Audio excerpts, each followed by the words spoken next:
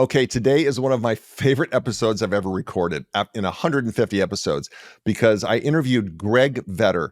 Greg is the author of the book Undressed, which is his story, his biography about building a salad dressing company that ended up being a failure. It had a lot of success in the interim, but he talks about it unedited. His book was so good. I read it 2 months ago before this interview and could not wait to interview him. You are going to get an MBA in entrepreneurship by listening to this interview. And he's funny as well. He's just the most genuine, what you see is what you get guy. So you're really going to enjoy this. And remember, if you own a small or mid-sized business that is a brick and mortar specializing in fitness, wellness, or recovery, and you need more help generating leads, working those leads, contacting them to book their first session or their first appointment, then check out ThriveMore.ai. That's ThriveMore.ai, where we turn prospects into paying customers. Enjoy this episode. On this episode of the ThriveMore podcast, my guest is Gregory Vetter. He is a transformative figure in the business world, having led Tessemae's All Natural, Alta Fresh Foods, and homegrown brands as a founder and CEO. His mission is simple yet profound: to galvanize the leaders of tomorrow as the leading expert in his field. Greg is regularly invited to speak on a range of topics related to business leadership, innovation, and much, much more. He's also the author of Undressed. If you're watching on YouTube, I'm holding up a copy of it right here. I can tell you I've read it cover to cover and absolutely I read it in 1 week and absolutely loved it. Better than any show you can binge on Netflix, I promise you. And the name of the book is Undressed, the unfiltered story of my failed American dream and how it led to success.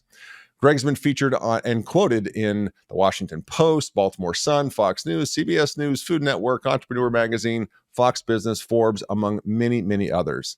He's also been recognized as an EY Entrepreneur of the Year finalist and was named to Inc. Magazine's Entrepreneur of the Year. I share all that because not only is the book amazing, but the guy is legit, and we're going to learn a lot today. You're in for a treat. Greg, welcome to the podcast. Thanks for having me.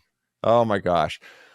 Brother, I think I said right before we went on air just a few minutes ago, we were originally scheduled to do this interview about 2 months ago, and that's when I read the book. And I have been waiting to have this interview because I just have so many questions for you. And your book resonated with me as an entrepreneur myself, especially one who exited corporate America about 8 years ago. You don't hold anything back. And I found myself cackling. I was cheering. I was on the verge of crying as I read this. And so let's just real quickly, for the listeners' benefit who may not have read Undressed yet, your book, just give us an abbreviated origin story, if you will, of Tessemae's salad dressing, which was really the impetus for the rest of your career. And then we can kind of get into the meat of your story, which has so many lessons and just real life application. It's just fascinating on many levels. So just give us that origin story of Tessemae's, if you may. So I was selling insurance over top of a bodega overlooking a cemetery. I'm not making that up. and I ended up making it work for the most part financially. And so I'm like, okay, what's the next step? Maybe I can be a partner in this, little insurance agency. And so I sat down with the owner and I asked to be a partner in it. And he just was like, no, you make enough money for a 25-year-old. You're not getting a piece of it. That's that. So then I go, okay, I need to figure out where my purpose is and what I'm doing. I'm not going to just keep kind of slaving away just for money. So I would go home every day at lunch and I would stand on my head in my room in the dark with a journal next to me waiting for an epiphany. My thought was, if I could get enough blood into my brain, maybe I would become smarter and come up with some genius idea. And so one never came through that process. I did get a strong neck though. And I would walk downstairs and I'd make myself a big salad with a protein on it.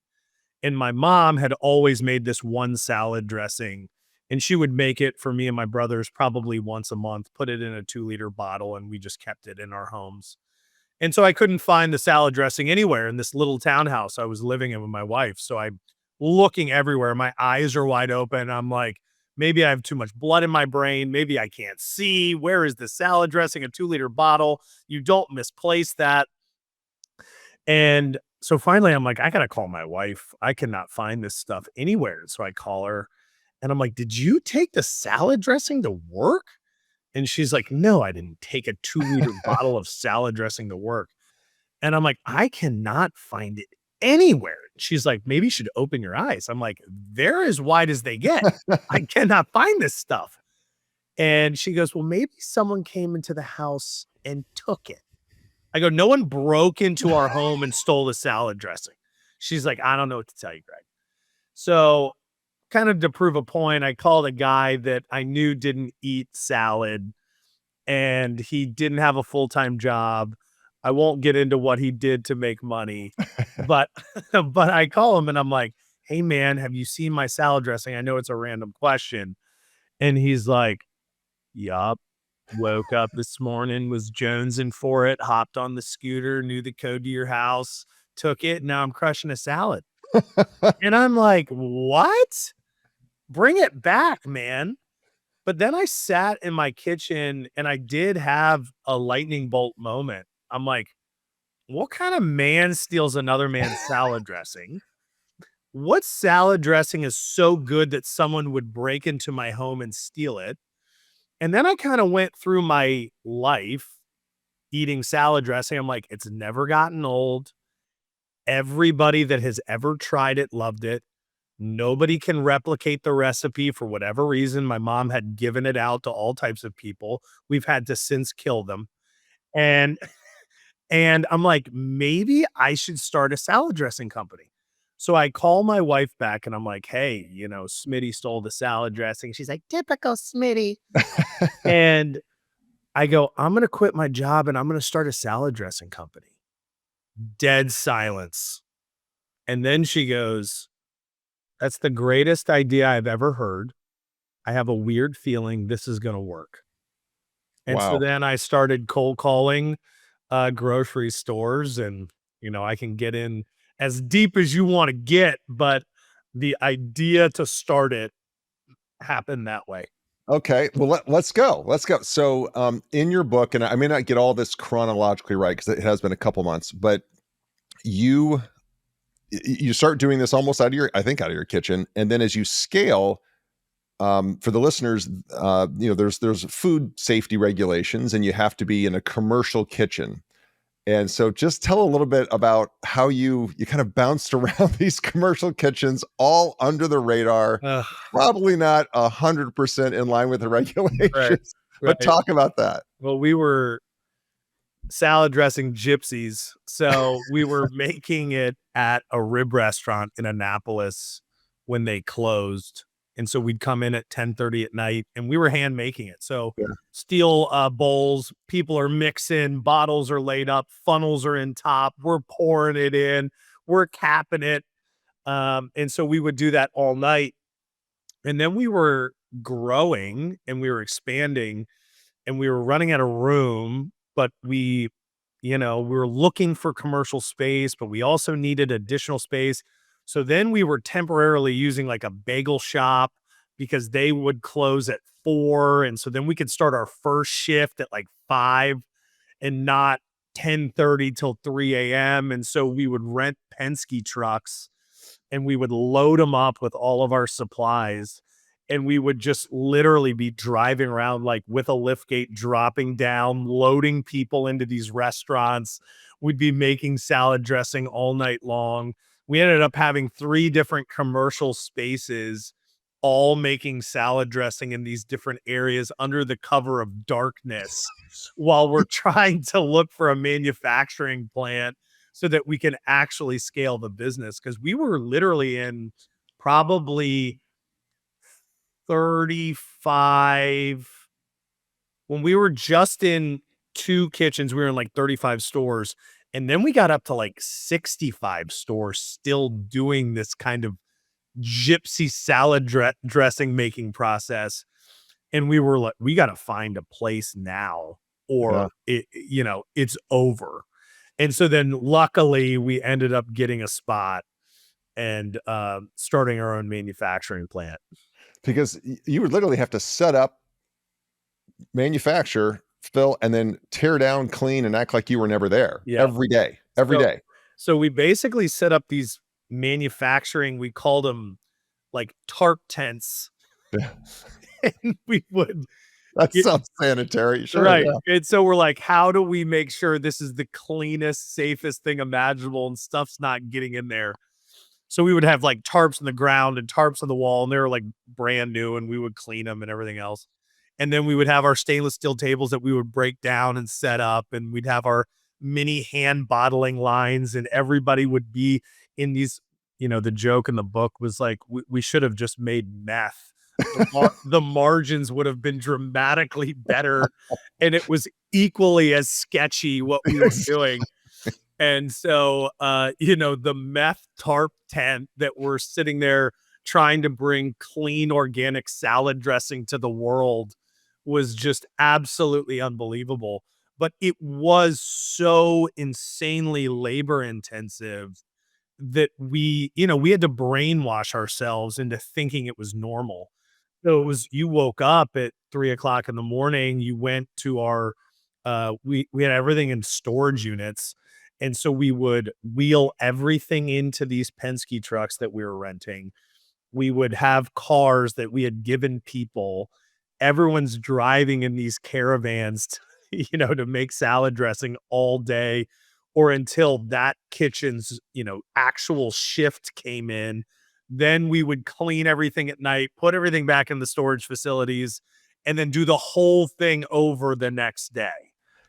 And what there was a Gregory, wasn't there a time because you started to realize, hey, if there's more margin if we get bulk olive oil, and and then we just break that down out of a 55-gallon barrel, but people don't realize how heavy, Oh, massively heavy, a 55-gallon drum of olive oil is. And there was an incident with that. Talk about that because that was a great story. so we were initially buying everything, uh, at different types of big box stores, right? So we were looking for olive oil and we would find it, at a Sam's Club or a Costco or I think it was called Restaurant Depot or kind of anything we could get bulk stuff easily. But that was super labor intensive because you're buying hundreds of 3 liter, 4 liter, whatever bottles. You got to open them, you got to dispose of them. And so I'm like, I wonder if we can just get our spec of olive oil in 55-gallon drums, which you can. It's not that difficult. And so we're like, this is great. One open, cost savings. They're gonna drop it off. It's gonna be great. So we order this pallet of 55-gallon uh containers of oil. It shows up and we think it's going to be like an Amazon truck or something. We don't know what we're doing. We had brainwashed ourselves. I literally look back on that time. I'm like, how was I so stupid? And this 18 wheeler shows up, and this driver is at a storage unit and he's looking at this thing and he's like, is this thing dock high? And we're like, we don't even know what he's saying. So we're just like, yeah, yeah, for sure. He goes, I ain't never seen a storage unit as dock high. I'm like, it's dock high. And he's like, are you sure? We're like, yeah, yeah, for sure. It's dock high. We still don't know what dock high means. We have no Well, idea what he's saying. well, So he comes around the side. It's not dock high at all. And so he goes, well, how you going to get this thing out of here? I'm not doing it. And so I'm like, oh my God, we have the oils here. There's this 3-foot gap that we need to get from the truck onto this not dock high loading dock. And he's like, do you have a dock plate? No, don't know what a dock plate is. And so I'm running around the storage unit. I find a steel door. I unscrew it. I'm like, will this work? And he's like, I don't know. Are you going to be able to get this thing on? And so my brother Brian and Matt's at the bottom. He's holding the door from shifting out. We're in the back of this truck and we're trying to basically cool runnings bobsled this sucker onto this door. And we're pushing it and it's just running into a wall. And so we finally get it on the door after just destroying the front of it. And we're like, we've done it. The driver's laughing hysterically. He's like, you guys are the craziest people I've ever met in my life. And so it gets on the door, and then the door just goes, kung, kung, and it starts breaking. And we're like, oh no. Now it's our liability. If it falls off this, we have no way of getting this olive oil onto the dock. This is the worst possible thing that could ever happen. We can't push it any longer. It's teetering back and forth. This guy's looking at us like, I'm about to watch, some sort of environmental disaster happen. And so my brother Brian and I go, we're just going to have to linebacker hit this pallet jack onto this dock and hope nothing flips over.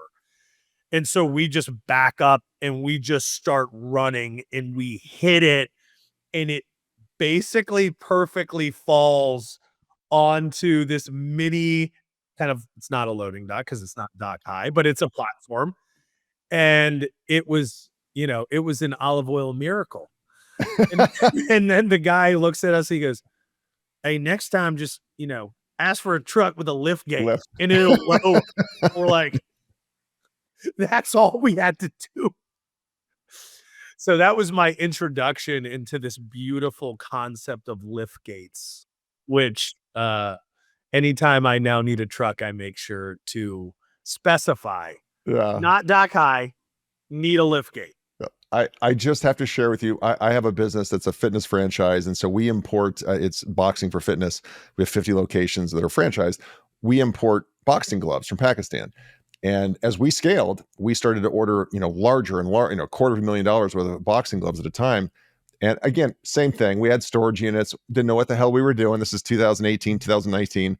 And this big semi pulls into a storage unit. And what the listeners may not realize, because that driver you're speaking to is kind of watching and laughing. They have no responsibility to get the product off the truck. That is not, in fact, they can't, because they take the liability if they do.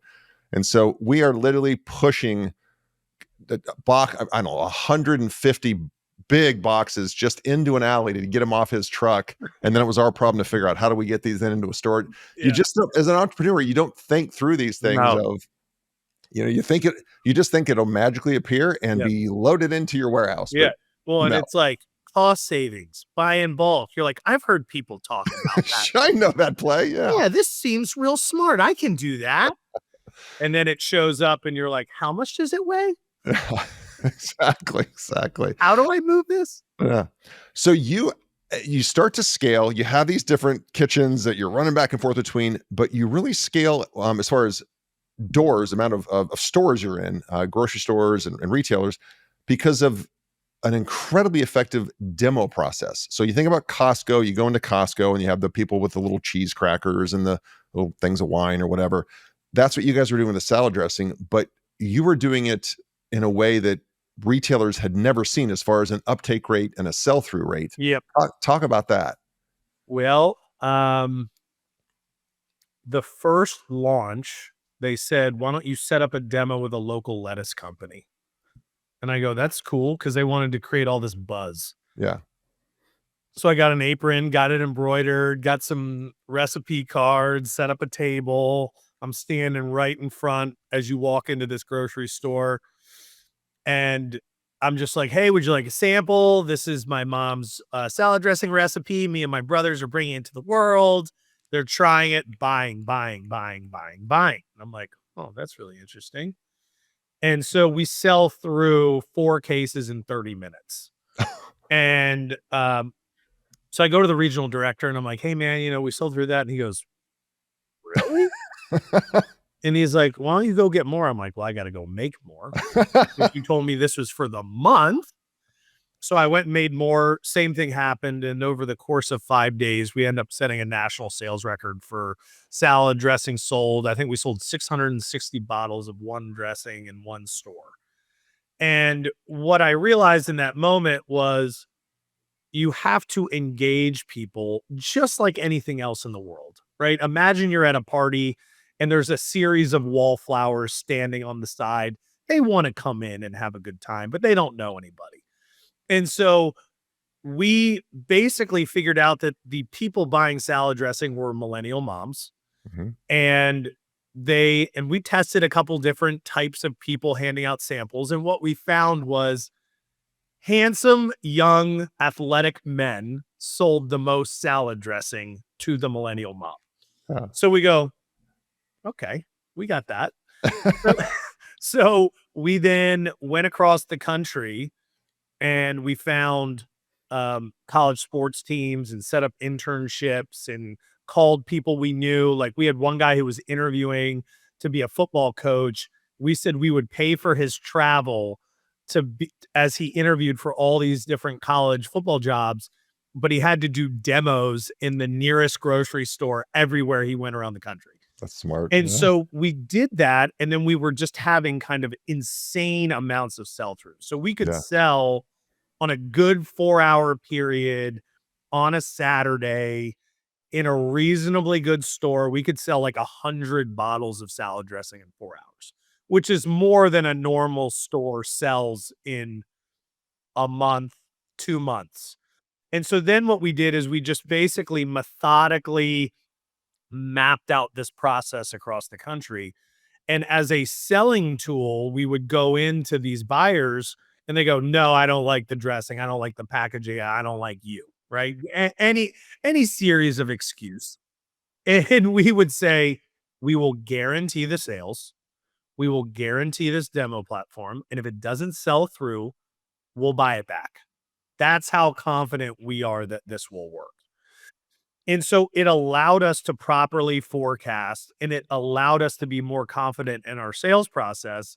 And the part that I don't think we really understood in the beginning, it was giving us so much real-time information from the customer of, do they like it? What else should we make?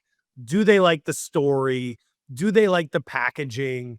And, because people, as they try it, they just say whatever's on their mind, right? Like, this sucks, or this is too salty, or whatever. And for the most part, everybody goes, "Hey, you should make this. You should make a balsamic. You should make a ranch." And so then if we heard the same suggestion a lot over time, we would go, "Okay, maybe it's time to sell a balsamic vinaigrette," or one that people always used to say was like, "Put pepper in it." So we had a lemon pepper dressing for a long time. Yeah. And so, that's really the boots on the ground allowed us to have a deeper understanding of where we should be going and if our momentum was real or not. And I would say to the entrepreneurs listening or people who are starting their entrepreneurial journey, Gregory's message here is, and in his book, it was very clear. You stayed close to the action from A to Z for the whole entire. Like it was never. Well, now I've got an office and I have people that do that for me. Like what I read in your book is you were always willing to be on the front line, always willing to do that, to get that feedback, to have that interaction, which is commendable. Yeah, it was very important. It obviously got to a point later on when I'm, defending lawsuits and Sure. doing all the other nonsense where all of the fun stuff stopped. Sure. And it's interesting because the building part is so invigorating and it's so enjoyable. And it doesn't take much to remove the joy Mm, from that process. And then you kind of become the thing you were avoiding all along. You know, you become the suit you were avoiding all along. So, yeah. Yeah. Oh man, that's yeah. I again, I read so many parallels in your story to my maybe that's why I enjoyed it so much. This segment is sponsored by Rockbox Fitness Franchising. Take control of your destiny and join the boutique fitness revolution with Rockbox Fitness. If you're ready to make a real impact in your community and own your own business that empowers people to achieve their best life, then Rockbox is the opportunity you've been looking for. They provide comprehensive support from site selection, upfit, training, and turnkey marketing so you can open your studio with confidence and a strong recurring revenue member base. Visit rockboxfitness.com and click on franchise opportunities to learn more about this exciting venture in the fast-growing boutique fitness industry. It's time to turn your passion for fitness and for business into a thriving venture.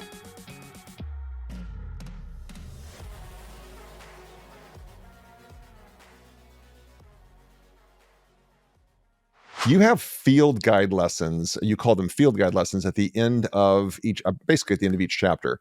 And a couple things I just wanted to ask you about. I made notes. I dog-eared the book and then want to make notes. One is you specifically speak to prepare to win the day every single morning. What do you mean by that?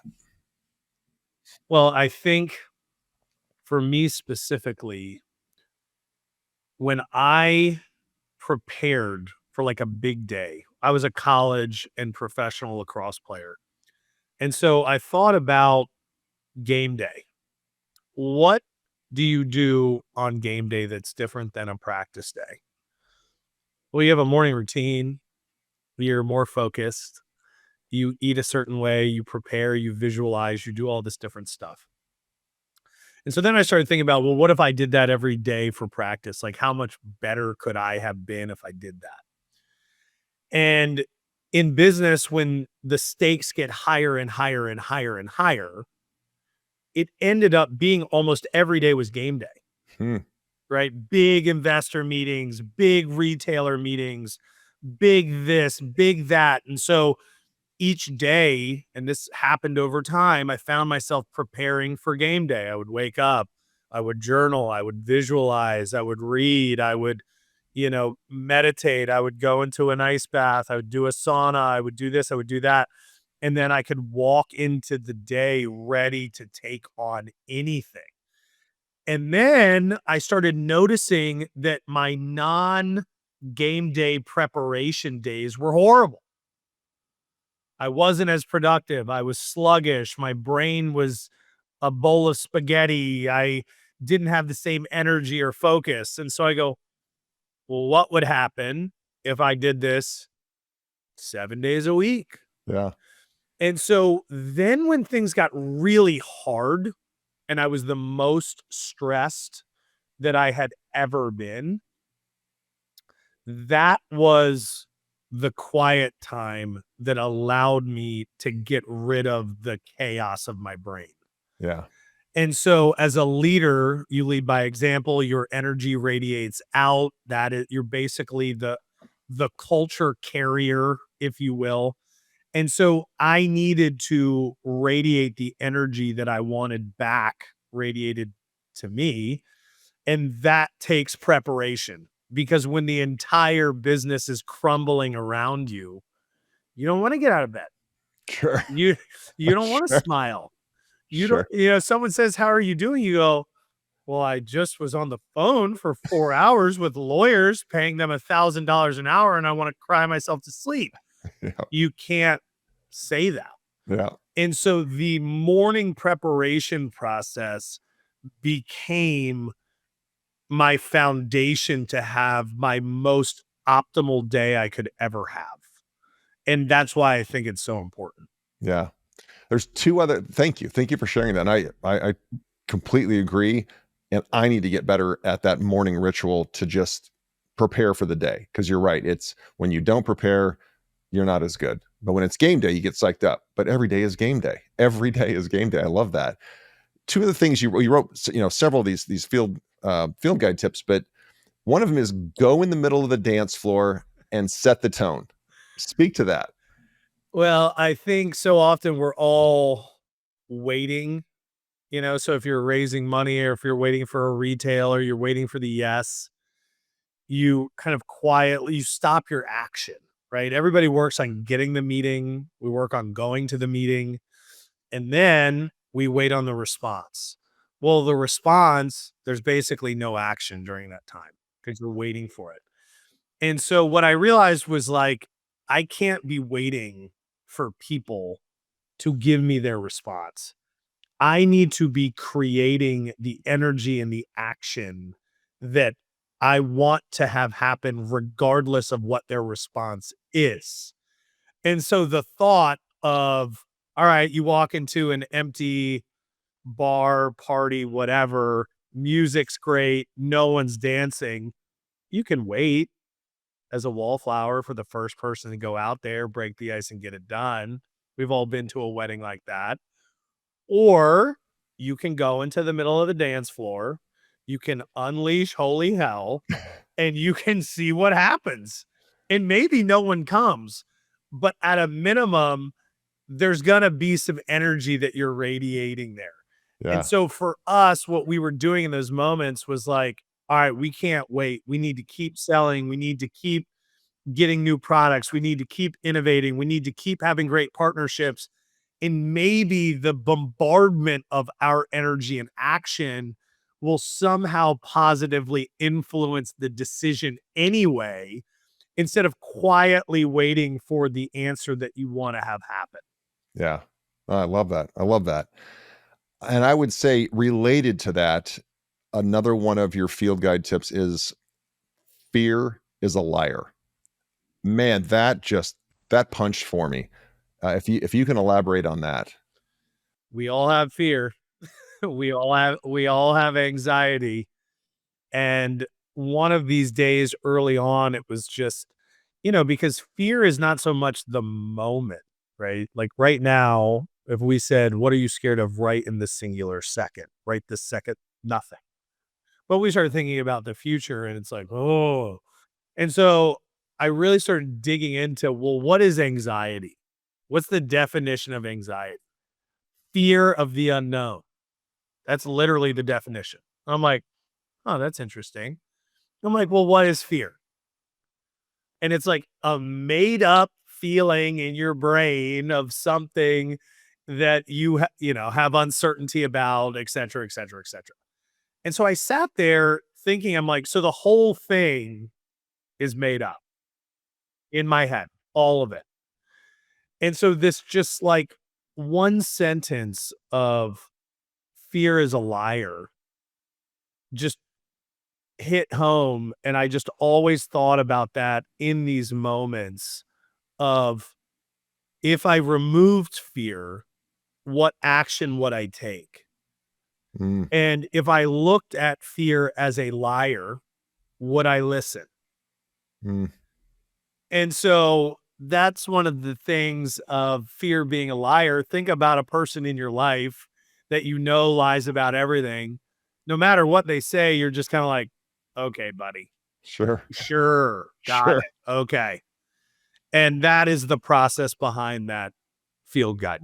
That's that's a brilliant tip for everyone listening, and one I'm going to take away with it, because I went back and reviewed some notes from a conference I went to like 3 years ago, and one of the things that I'd written down, it's funny how you go back, the teacher appears when the student is ready. So I wrote it down, but I didn't quite really grab it. But I did just the other week, is pain is physical, suffering is psychological. Yep. Like pain's real, Yep. but suffering is all made up in our heads. Like, Yeah. if you choose to suffer, you suffer. If you choose not to, you won't. Because um, you've carried in your book, Undressed, you write about carrying around a quote in your wallet.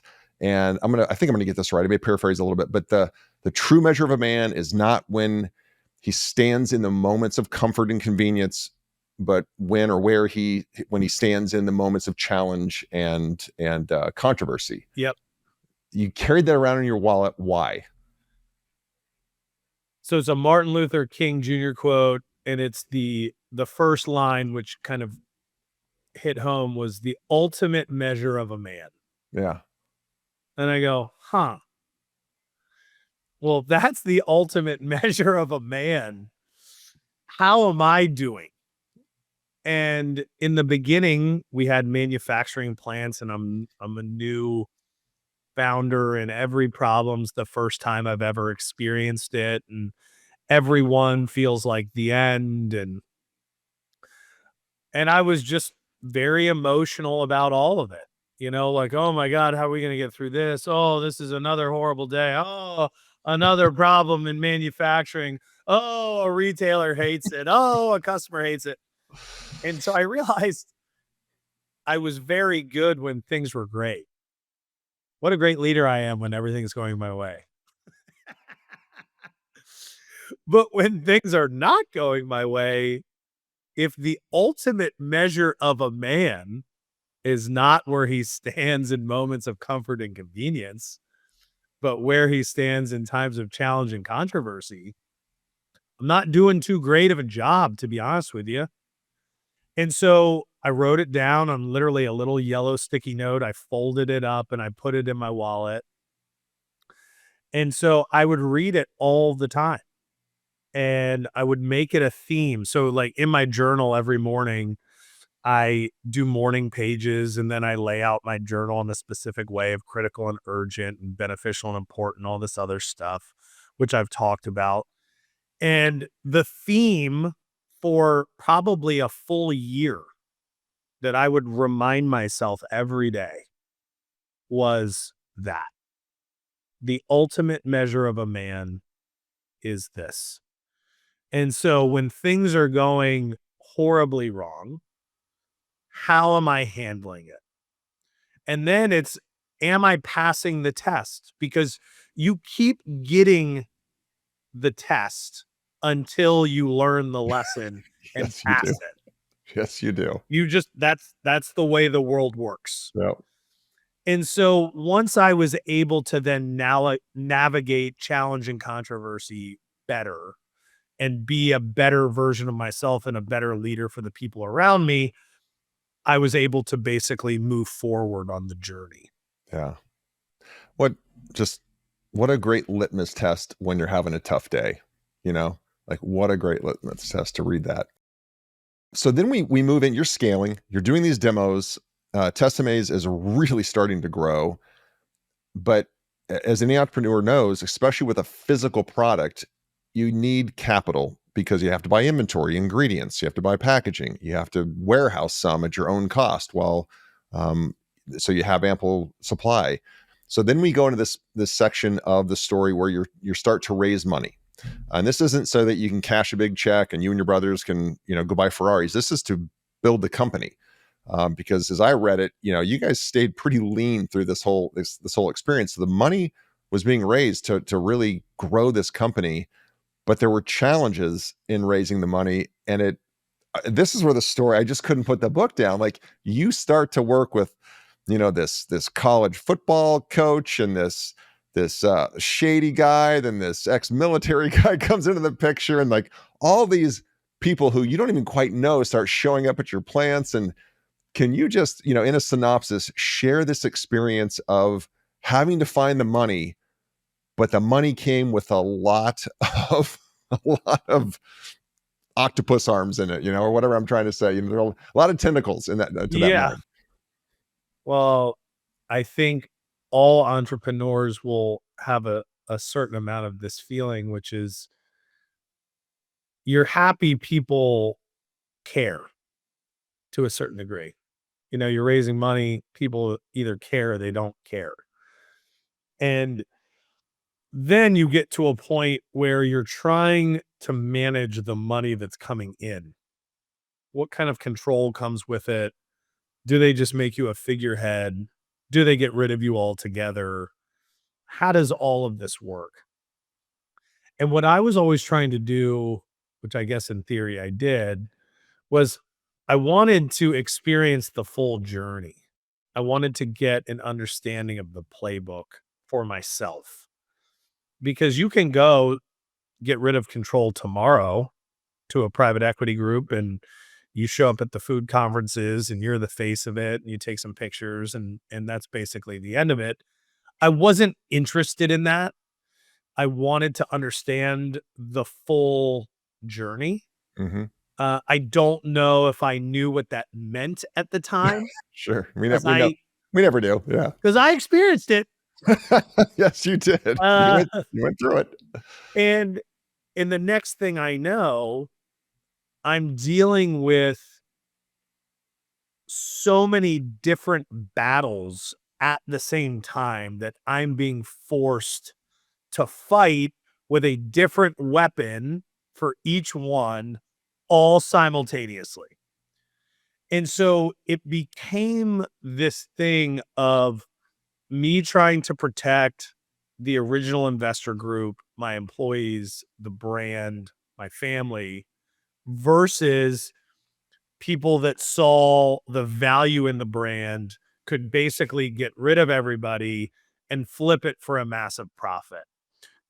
And again, going back to the money raising process, It's so interesting because this is such a popular question. You know, I go around to colleges, universities, and entrepreneurial type things, and they always bring this up of like, well, how do you know? How do you know if it's a good investor? How do you know this? How do you know that? And the answer is you really don't. You Yeah, know, you can make a very educated guess, but you also need to put yourself in their shoes for the outcome that they're actually looking for. And I think that was the part I truly didn't understand, mm, which was, well, what outcome are you actually looking for? And, you know, if they're not honest with what outcome they're actually looking for, it's hard to figure that out. I sure. later found that out, and it was a very, very painful lesson to learn. Uh, but yeah, it was, you know, one of the most unbelievable advanced doctorate courses in human behavior that Yes. anyone could ever have ever. Yeah, yeah. I encourage every listener listening to this podcast to pick up a copy of Greg Vetter's book Undressed, because it I have an MBA, and I'm telling you, you learn more from this book, and you laugh a lot more than you will in, you know, 2-year MBA and spending 200 grand. So I'm just telling you that there's that many lessons in this book, but he does it with such a sense of humor. That's what made the book so fun for me. Is you just you're not too proud to poke fun at yourself and say, here's what not to do. Let me, you know, um, another mantra, and this comes from a guy, you know, who spent 25 years in the pharmaceutical industry and then later became an entrepreneur for, you know, gyms basically, and then other health and wellness concepts. And you're right, big corporate types cannot grow a small company, Yep. and I agree with you. I just want to get your take on why. They have so much knowledge and they're so well versed in every intricacy of the actual information, but they've always done it with a team and unlimited resources. Yep. And so you interview these people and you look at their track record and you're just blown away. Like, why do you even want to work for me? I mean, this is like salad dressing. We're trying to build, and everybody has the same story. They want to be a part of an entrepreneurial brand and an adventure, and they've done it on the biggest scale, and now they want to do it here. And you try and explain to them, you're gonna be alone, Yeah. right? There's no team. This isn't I hire you, you go hire 5 people to do the work I'm asking you to do. Yep. Everybody says the same thing every time. And then they come in, and it's one of these situations where it's like, here is the metric, go hit it. And for the first time, it's accountability and responsibility at a level that they've never experienced before. And they don't know which way to go because they look at the previous life of you walk in, I've got this great product, I've got this great service, I work for this great giant company. Well, I mean, this buyer's probably making a decision between, let's use Coca-Cola. It's like between Coke and Pepsi. It's like a coin flip. Maybe you get it, maybe you don't. They're also not evaluating, you know, Greg's organic root beer company in Wisconsin. And the thing with the team in some of these big corporate types, I needed people that were brave enough to just fail publicly, look like a complete idiot, get knocked out. We'll use a boxing Sure. reference and just like immediately pop back up and keep going, get knocked out, immediately pop back up and keep going.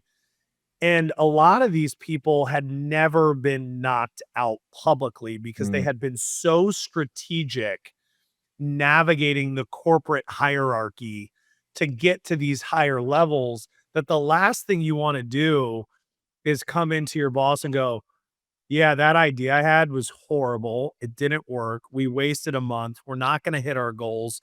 Everybody's going to miss payroll. Like, no one's ready for that level of accountability. Nobody. And you have to season yourself up. Let's use boxing again, right? Like, you've got to season your organs and your ribs and your jaw to be able to take a hit. You can be as strong as you want. I don't care about strength. Sure. But the Mike Tyson quote, everybody has a plan until they get punched in the face. Yep. If you've never taken a legit punch in the face, that first one is going to shock you. Yep. It is going to shock you. Yep. And I think that's really what happened with a lot of these big guys, is because then they would also get sales opportunities and they go, all we got to do is basically give it away for free. And right. And then in 2 years, we're going to have won over this customer base in this region. And then we can renegotiate. And you're like, I can't give away something for 2 years. Yeah. And they're like, well, that's how it goes. That's the game. Right. Yeah. And you're like, that ain't my game. Yeah. Go stand in a store and freaking demo, bro. Yeah. And then they're like, well, I'm not going to go stand in a grocery store and hand out samples. That's for like, the blue hairs. Yeah. And you're like, no, that's your job now. I've hired, as an entrepreneur, I've hired people out of corporate America that had the skill set, but I always tell them, I need you to understand before you come here, there is no care and feeding program for executives. Right. I've been part of that. So I know what you're accustomed to. This is the antithesis. But like you said, if you've never been punched in the mouth, that first time, it scares the hell out of you. You're confused. You're seeing stars. Where when you're used to it, you're like, and it's funny. The first time, if you've ever sparred, first time you get hit, you get mad at the person who hit you. Like, you hit me, you son of a bitch. Yeah. But then after, you get better at it. When you get hit, you get mad at yourself. Like, why did I get caught? Why did I not slip that? Yeah. Yeah. Right? Exactly. Yeah. But when it's the first time, yeah. This episode of the podcast is brought to you by ThriveMore Autopilot. The latest data shows a large amount of small to mid-sized business owners are living paycheck to paycheck. And that is not why you started a business in the first place. We all start businesses to create the freedom in our lives that we want and to give us options. But to do that, you need more leads and you need to turn those prospects into long-term paying customers. Well, the solution is ThriveMore Autopilot. ThriveMore Autopilot is the turnkey solution to take the stress and the hard work out of new customer acquisition, which is the lifeblood of any small business. ThriveMore Autopilot works on your behalf to generate a waterfall of new leads through various channels, to nurture those leads with proprietary AI solutions that mimic human interaction, to sell memberships and help you increase your monthly recurring revenue, and they even provide you coaching and your team coaching on the most effective sales techniques and give you a community of other like-minded business owners. ThriveMore Autopilot is how you scale your business without stress and the relentless phone calls and texts and reach outs to the prospects to get them to show up for that first appointment or to show up to that call. So learn how ThriveMore Autopilot can help you win big by going to thrivemore.ai. That's thrivemore.ai. ThriveMore Autopilot, the strategic partner for small to mid-sized business owners to help you scale and live the life of your dreams. Man, some listeners need to hear this. You write about having this major success. It's kind of the way the story arc of the book goes. You have this major success with a big box retailer. I'm assuming, I think I know who that is, but it doesn't matter because I think you blinded some of the people and the companies on purpose. But a big box retailer, and it was a $30 million plus contract. You ship that first order, which means this $30 million contract is underway. And I can just relate to this so much because you write that it doesn't feel the way you think it's going to feel. And to sum up the journey, you wrote, success was understanding 4 things that money can't buy: your health, your soul, your time, and your children's love. And right before that, you say it felt more like relief than joy. We always think we're going to be celebrating and high-fiving because we're going to have all this joy. But you write more about it really just felt like a sense of relief. Speak to that. We fight for these goals that we think we want, and we sacrifice everything to get them. Time, money, mental health, gray hair, sleepless nights. Yeah. And you finally get the thing. but you don't realize what it took to get it. And so I think I use the analogy of it's like you're doing a front plank for hours, days, years, and then you get it and you get to lay on the ground. And yes, the sharp excruciating pain is gone, but like you're still hurt. Yeah. You still feel horrible. You're laying in the dirt. You're covered in sweat. You can't move. You're just happy that the gut-wrenching pain is over, but it's not really over. Oh, And what I have found in so many of these different ventures that I'm in right now, that is the truth. There's the real joy that people are gonna have, it comes in the form of ignorance is bliss or being super naive and being unbelievably young and celebrating these small irrelevant wins that, what we sit here now and we look back on getting into one grocery store. Does anyone care? No. so At the time, it was the greatest day of my life. sure. And it comes back to this thing of also trying to remain present and not let yourself get hardened by the journey, and also trying to maintain what really matters. And so that's why I talk about the 4 things that money can't buy, because through the highs and through the lows, you realize there's like a common theme. There's like a little line if you averaged it all out, what's always there that you don't really pay attention to in the beginning when the highs are super high and the lows are super low. It's your time, your health, your soul, and your children's love. Because the high, if you have no time, if your if your soul is corrupt, if your kids don't like you, if your health is bad and you're injured or you're sick or you're this or you're that, you have nothing. You have nothing. And so going back to this relief versus joy, you got to get those 4 pillars right first. And then what you're going to find is that there is no euphoric moment on these giant wins. Now, maybe if I sell one of my businesses for like $1 billion and it hits and I get to see $1 billion in my bank account in one lump sum, great. That's wonderful. I'll let you know how it goes. Sure. Sure. But the same thing, I was being interviewed the other day and someone goes, "What was it like to make your first $1,000,000?" And I'm like, "It's not what you think." Not at all. Be because it doesn't like, you don't go from making 30 grand to looking in your bank account and making 1,000,000. It's a slow, methodical slog Yep. in the muck. And then the next thing you know, your accountant's like, "You're in this new tax bracket. This is how much you've made." And you're like, You don't actually have 1,000,000, you only have 600,000 because 400 has to go to the government. Yeah.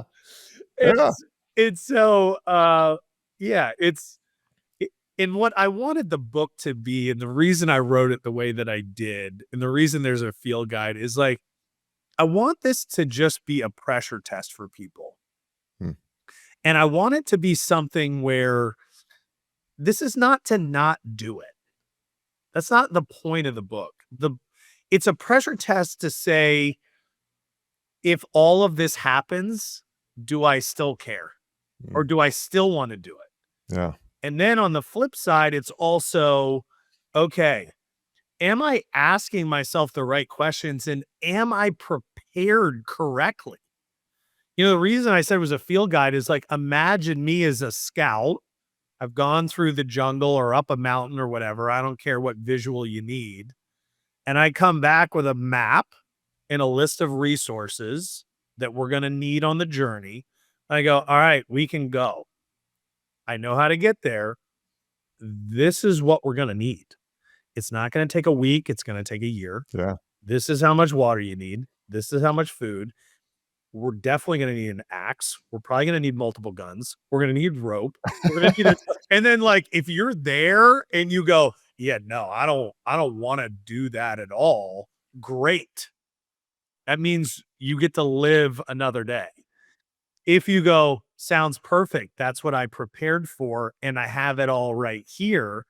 Then you get to look at the book a different way. And that's what mistakes to avoid. What questions are you not asking yourself along the way? And one of the best questions, I have this great performance coach, shout out to Jonathan Fader. He always asks, what are you choosing to ignore about the situation? And I just love that because it doesn't matter what you're doing. It doesn't matter what project you're on, what person you're interacting with. What are you choosing to ignore about this situation? And the same thing with an entrepreneurial venture. I work with these young entrepreneurs all the time and these young CEOs. They go, I got this great idea. And I'm like, yeah, okay, cool. That's cool. Are you ready for this? Have you thought about that? Yeah. And most haven't, and that's okay. Yeah. They're I, probably I've super happy. Yeah, yeah, exactly. I think reading it, the reason I just it resonates so is it validated the craziness in my head. I'm like, okay, I'm not the only one who's felt this way, right? I'm not the only one who feels like I held a plank and everybody's cheering, and I'm like, I'm just glad to be on the ground. Right? Yeah, I'm just glad to be on the ground. it's so true. And Yeah, again, we got into road cycling years ago. I don't do it anymore, but we would do these like 350-mile bike races to raise money for salad bars in schools. And somebody was saying in that community, it's like you'll always like another kind of endurance cyclist because you can suffer together and they understand what it is. Like when you say, got to do 100 miles on Saturday, only another person that's done that can go, oh, yeah, man. Yes. It's the same with entrepreneurship. And the reason I made the book so unfiltered was no one has written a book unfiltered. It's a tribute to their legacy after they made $1 billion. yeah, I'm sitting here getting the shit kicked out of me every day. And like, I'm like, oh man, what should I read to help me right now? I'm like very distraught. sure.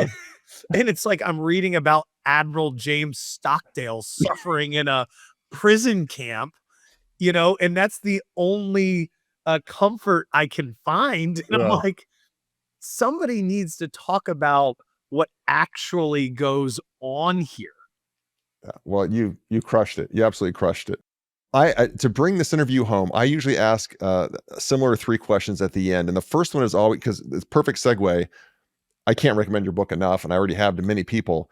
Is there a book though that you, besides the Stockdale book, that you read during this journey that really helped you? And it could be a business book, a philosophy book, whatever. Just something where you, when you set it down, Gregory, you thought, okay, I can live to fight another day because I now have this wisdom that I didn't have before. What book would you recommend to an entrepreneur that's going through this? Viktor Frankl's Man's Search for Meaning. I think Yeah, that totally changed my perspective of what happiness is and what suffering can become for you. I think that is yeah. probably re- it completely changed my perspective on your mind being able to find joy in the most bizarre places.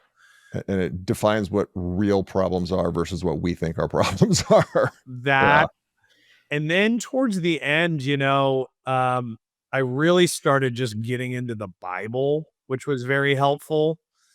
Um, I had been reading a lot, like you said, Admiral James Stockdale and in the Stoic philosophy. I got super, super deep into that for a while.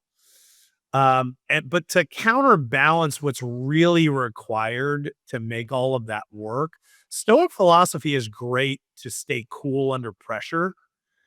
It really comes down to unwavering faith Mm, in yourself, in the journey, in the gifts that you've been given, this concept of it is written and being okay with the outcomes because maybe you don't understand the actual journey that's unfolding before your eyes.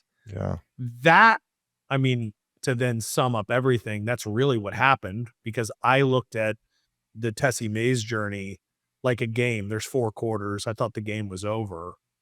In reality, everything was unfolding and only the first quarter had ended. Wow. And then I really was like, okay, I don't know what's going on. Yeah. I, Yeah. I, I have no, I thought I knew what was happening. I'm supposed to be doing something else. What I'm currently doing is what I'm supposed to be doing. And so But you had to go through that to be had able to to, do what you're doing now. Yeah. had to. Yeah. Because when you're in it, you think you can tell other entrepreneurs, like, this is how you scale. Yeah, okay. You go on YouTube, everybody's got a freaking lesson on how to scale. This is how you scale. Here's the 5 things to scale. Like, I want to know, how do you deal with reality and life and kids and your wife and everything else when nothing's going right? Yeah. Yep. So I work with some CEOs, and one guy, he always calls me about that, and he goes, "Hey, so I'm coming in the house super aggressive after I've had a horrible day. Do you have some tips?" I go, "Boy, do I got some tips." Get a notepad out. Yeah. I love it. I love it. Gregory, if another question here, this is a little more abstract, but I can't wait to hear your answer. If we were to fast forward to the end of your life, because we know how this movie ends for all of us at someday we hit that day, but we're at your, you've lived this rich, beautiful life. You've helped so many other entrepreneurs and had such an impact, but we're at your funeral and you're looking down from above and there's a loved one reading your eulogy, but he or she is only allowed to choose 3 words, 3 descriptors. Doesn't have to make a phrase like, he was great. Doesn't have to be that, but just 3 words that they come to their mind in the way that you impacted them and the world that that they know of your existence. What 3 words do you hope they choose to describe Gregory? Good gracious. Probably I'll give phrases instead of words. Sure, sure. Um, Positive intensity. That's how my wife describes me. She's like, he's not mad, he's loud. He's positively intense. That I led by example. And this Latin phrase I love that's in my gym, fortitudine vincimus, by endurance we conquer. Mm, And so I think if you were to combine those, and I think about my kids or my grandkids, like what did I teach them? It's like, you got to be positive, you got to be passionate, and you have to be able to endure. Because if you can do those things, anything is possible. The world is your oyster, um, and it's all there for the taking. But we want it easy. yeah, We want it on a silver platter. sure. Where can I find this on Amazon? Yeah. And does it get here today between 11 and 3 or Yeah, whatever the yeah, exactly. Yeah, no. Um, and then the last question, and I just love to ask this for people that have been through trials and tribulations like you have, and you've come out the other end.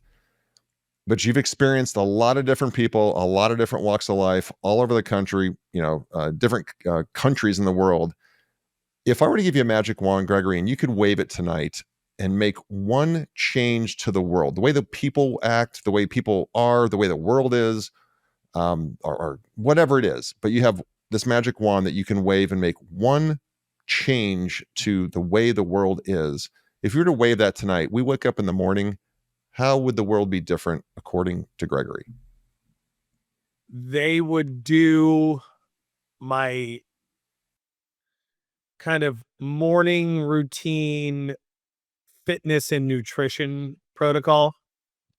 I think if people do that, and I've recommended it to a lot of people and I've got a lot of positive feedback from it, the world would be unbelievably better. Um, because our job is to make great decisions, and food affects that, exercise affects that, preparation affects that, vitamins affect that, knowledge around all of those things affect that. And so when you really kind of walk around and talk to people and listen to their issues, it usually comes down to them not caring about one of those things.